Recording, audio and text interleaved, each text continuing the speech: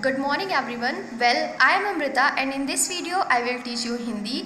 Lesson first बादल मतलब पाठ एक बादल। इस पाठ का उद्देश्य क्या है चलिए हम जान लेते हैं। प्रस्तुत कविता में सुप्रसिद्ध कवयित्री सुभद्रा कुमारी चौहान ने प्रकृति के विचित्र स्वभाव का उल्लेख किया है। उन्होंने प्राकृतिक वस्तुओं के भिन्न भिन्न क्रियाकलापों को सामान्य मानव जीवन से जोड़ने का प्रयत्न किया है। इसके माध्यम से उन्होंने बाल जीवन में सदाचार प्रस्तुत करने का प्रयत्न किया है। तो इस पाठ का उद्देश्य क्या है?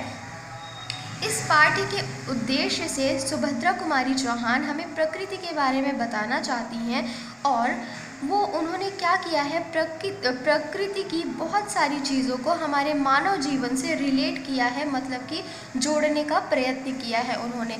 तो चलिए अपना पाठ स्टार्ट करते हैं हम। अभी अभी थी धूप बरसने, लगा कहाँ से यह पानी, किसने फोड़ घड़े बादल के, की है इतनी शैतानी। सुभद्रा कुमारी चौहान जी कहती हैं कि अभी अभी तो धूप थी परंतु ये अचानक से पानी कहाँ से बरसने लगा और बादल के घड़ों को, ये देखिए ये बादल है, तो उन्होंने ऐसा सोचा है कि बादल के घड़े को किसने फोड़ दिया है और घड़े को फोड़ करके इतनी बड़ी शैतानी किसने कर दी है। शैतानी मतलब जानते हो ना, नुकसान करना, जैसे आप लोग अपने घर में हमेशा शैतानी करते रहते हो उसी तरीके से। तो देखो यहाँ पे बादलों को किससे रिलेट किया है सुभद्रा कुमारी चौहान जी ने, घड़े से। ओके क्योंकि जब आपके मटके में घड़े में पानी रहता है पॉट में, तो क्या होता है उस पॉट को जब आप फोड़ दो, घड़े को फोड़ दोगे तो पानी बाहर अचानक से आने लगता है ना।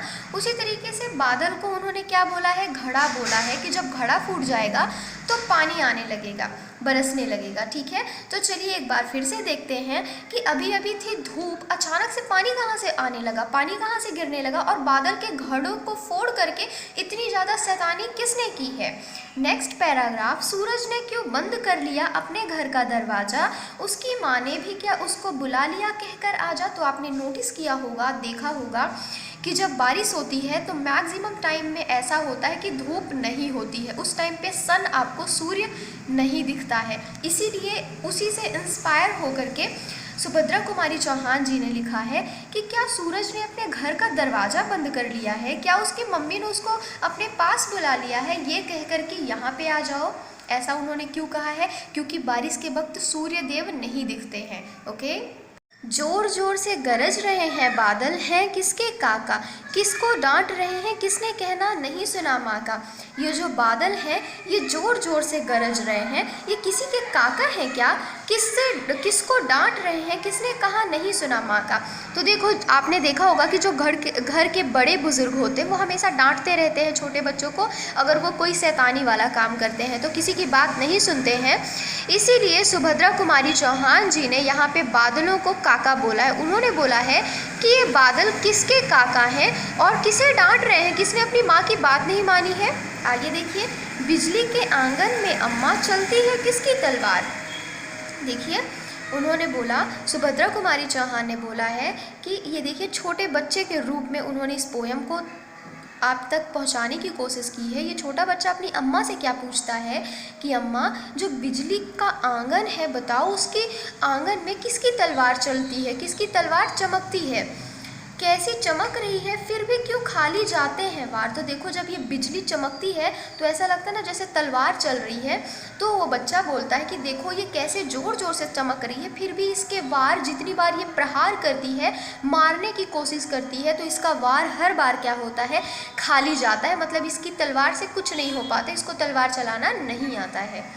क्या अब तक तलवार चलाना माँ वे सीख नहीं पाए, इसीलिए क्या आज सीखने आसमान पर हैं आए। तो ये बच्चा बोलता है कि माँ क्या आज तक ये लोग तलवार चलाना नहीं सीख पाए हैं, इसीलिए आज वो लोग तलवार चलाना आसमान में सीख रहे हैं। बस दैट्स इट फॉर टुडे। आज यहीं पे हमारा पोएम ख़त्म होता है और ये पोएम फिर से बता रही हूँ मैं किसने लिखा है, सुभद्रा कुमारी चौहान जी ने लिखा है। So the explanation of the poem is completed. Now let's see the शब्दार्थ, वर्ड मीनिंग देखते हैं हम। शैतानी मीन्स क्या होता है, शरारत, और इंग्लिश में क्या बोलते हैं इसको, मिसचीफ। काका मीन्स चाचा, अ पैटर्नल अंकल, पापा के भाई को क्या बोलते हैं हम, काका या फिर चाचा बोलते हैं। वार मीन्स क्या होता है, आघात, प्रहार, अ स्ट्रोक, किसी को मारना। ओके, नाउ अभ्यास कार्य, अब हम देखते हैं अभ्यास कार्य। मौखिक अभिव्यक्ति, मौखिक मीन्स क्या होता है, बोल करके कुछ चीज़ों को बताना, वो उसको क्या बोलते हैं, मौखिक बोलते हैं। नाउ कुछ विदेशी शब्दों के शुद्ध उच्चारण के लिए उनके कुछ वर्णों के नीचे नुक्ते लगाए जाते हैं, जैसे जहाज।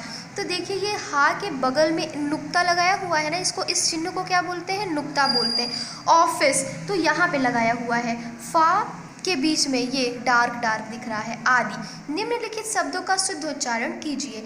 ये जो शब्द दिए हुए हैं इनका शुद्ध उच्चारण करना है, मतलब ये शब्दों को आपको प्रोनाउंशिएट करना है। ओके, दरवाजा, जोर, गरज, फंसना।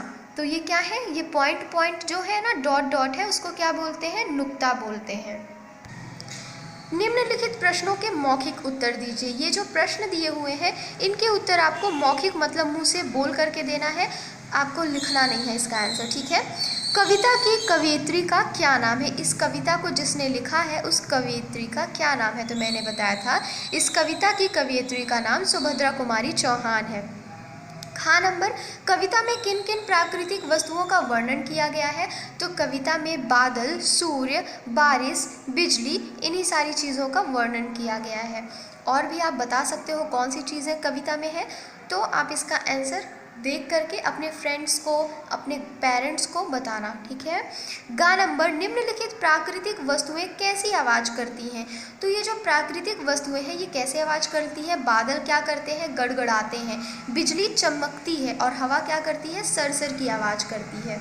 अब देखिए लिखित अभिव्यक्ति, ये क्या है, हमें लिखना है इसको, तो यहाँ से आपका एक्सरसाइज स्टार्ट होता है, जिसको आपको क्या करना है, लिखना है। सही विकल्प पर सही का चिन्ह लगाइए, जो विकल्प सही है उसको आपको टिक कर देना है। फर्स्ट क्वेश्चन है, पानी बरसने से पहले क्या थी, जब पानी नहीं बरस रहा था उससे पहले क्या थी, धूप थी ना, आपने पोयम में देखा है, मैंने बताया था धूप थी। खा नंबर, सूरज ने अपने घर का दरवाज़ा बंद कर लिया का भावार्थ क्या है, सूरज ने अपने घर का दरवाज़ा बंद कर लिया, इस लाइन का अर्थ क्या है, इसका मतलब है सूरज बादलों के पीछे छिप गया, है ना। अब नेक्स्ट क्वेश्चन देखते हैं। सही कथन पर सही का तथा गलत कथन पर गलत का चिन्ह लगाइए। देखते हैं ये क्या है, ट्रू फॉल्स है। फर्स्ट नंबर, बादल बहुत धीरे धीरे गरज रहे हैं, तो ये क्या है, फॉल्स है, बादल जोर जोर से गरज रहे हैं, रॉन्ग है ना, तो इसीलिए यहाँ पे क्रॉस कर दीजिए। नेक्स्ट है, बिजली चमकने को कवयित्री ने तलवारबाजी बताया है। जब बिजली चमक रही थी तो कवयित्री क्या बोल रही थी कि जैसे लग रहा है कोई तलवार चला रहा हो, तो ये क्या है, ट्रू है, सही है, तो इस पर टिक कर दीजिए। नाउ बादल पेड़ पर चमक रहे हैं, बादल क्या पेड़ पर चमक रहे हैं, ये तो रॉन्ग है ना, तो इसको क्या कर दीजिए, रॉन्ग। नाउ रिक्त स्थान भर कर कविता की पंक्तियाँ पूरी कीजिए। कविता में आपने देखा होगा ना, ये पंक्तियाँ थी, इनको आपको पूरी करना है। तो किसने फोड़ घड़े बादल के, की है इतनी शैतानी, इसमें घड़े बादल के फिल करना है, इसमें की है फिल करना है। खा नंबर, बिजली के आंगन में अम्मा चलती है किसकी तलवार, तो बच्चा पूछता है कि बिजली के आंगन में अम्मा चलती है किसकी तलवार, यहाँ पे आंगन में अम्मा और यहाँ पे चलती है किसकी तलवार, चलती है फिल करना है इधर साइड, ठीक है।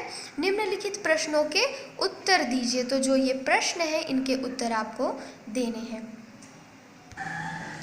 फर्स्ट क्वेश्चन क्या है, का नंबर, प्रकृति में अचानक क्या परिवर्तन आया, तो इसका आंसर देखते हैं क्या है। प्रकृति में अचानक यह परिवर्तन आया कि पहले धूप थी फिर वर्षा होने लगी, ठीक है। सेकंड क्वेश्चन क्या है, धूप के बाद क्या हुआ, तो धूप के बाद क्या हुआ था, धूप के बाद वर्षा हुई, ये हमारा खा नंबर का उत्तर है। गा नंबर प्रश्न देखिए, बादल गरजते हुए कैसे लग रहे थे, तो बादल गरजते हुए काका लग रहे हैं। बिजली चमकने को कवयित्री ने किस प्रकार दर्शाया है, घा नंबर, उत्तर देखिए घा नंबर का, बिजली चमकने को कवयित्री ने तलवारबाजी के रूप में दर्शाया है। अब भाषा की बात देखते हैं हम, भाषा की बात में क्या करना है, अर्थ में लगभग समान शब्दों को समानार्थी शब्द या पर्यायवाची शब्द कहते हैं, जैसे जल, नीर, अम्ब, ये सभी पानी के पर्यायवाची शब्द हैं। नीचे दिए गए शब्दों के 3-3 पर्यायवाची शब्द लिखिए, तो जिनका अर्थ समान होता है, एक जैसे होता है, उनको क्या बोलते हैं, समानार्थी शब्द बोलते हैं। जैसे जल, जल किसको बोलते हैं, पानी को बोलते हैं। नीर, नीर भी पानी को बोलते हैं, और अम्बु, अम्बु भी किसको बोलते हैं, पानी को। तो बादल, सूरज और बिजली का आपको पर्यायवाची शब्द लिखना है। बादल का पर्यायवाची शब्द क्या होगा? मेघ, घन, जलधर। सूरज का भास्कर, दिनकर और सूर्य। बिजली का शया, चपला एंड विद्युत। रचनात्मक कार्य में क्या करना है? वर्षा कैसे होती है, इस विषय पर पुस्तकालय तथा इंटरनेट की सहायता से एक प्रेजेंटेशन प्रोजेक्ट तैयार करके कक्षा में दिखाइए। तो ये आपको प्रोजेक्ट वर्क है जो आपको करना है। वर्षा कैसे होती है, आप इंटरनेट पे सर्च करना, इसकी पूरी प्रोसेस क्या होती है, बारिश कैसे होती है, इसमें थोड़ा सा आपको डायग्राम बनाना है। और नेक्स्ट थिंग क्या करना है? पुस्तकालय या फिर इंटरनेट से सर्च करना है इसके बारे में, मतलब लाइब्रेरी से, बुक्स से आप सर्च कर सकते हो या फिर इंटरनेट की हेल्प ले सकते हो आप, और एक प्रेजेंटेशन या फिर प्रोजेक्ट बनाओ। मतलब एक A4 साइज़ के पेज में आप थोड़े से साइड में डायग्राम बना लेना और उसके बाद नीचे लिख लेना कि वर्षा कैसे होती है, उसके बारे में 6-7 या फिर 10 लाइन्स तक लिख लेना। So it is your project work. Finally, this chapter is completed. If you have any doubt in this lesson, you can ask. Thanks for watching.